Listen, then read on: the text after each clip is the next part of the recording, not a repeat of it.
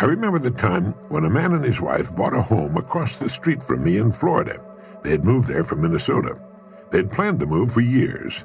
They were tired of the northern winters, and he was an avid fisherman.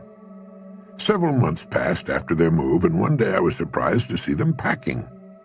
I walked across the street and asked the man if they were leaving so soon after they made the move. He nodded. "My wife hates it here," he said. "We're going back home." I asked him how in the world his wife could hate it there, what his wife didn't like about the place. And with a few questions, the truth came out. "She hasn't been accepted here," he said. "The other women of the community have left her strictly alone. She's made no friends. She hasn't been asked to participate in any of the community activities." So I asked him, "Has she let the other women know she's interested in participating in community activities?" He stopped what he was doing and looked at me. "No," he said, "no, she hasn't. She's been waiting for the women to ask her.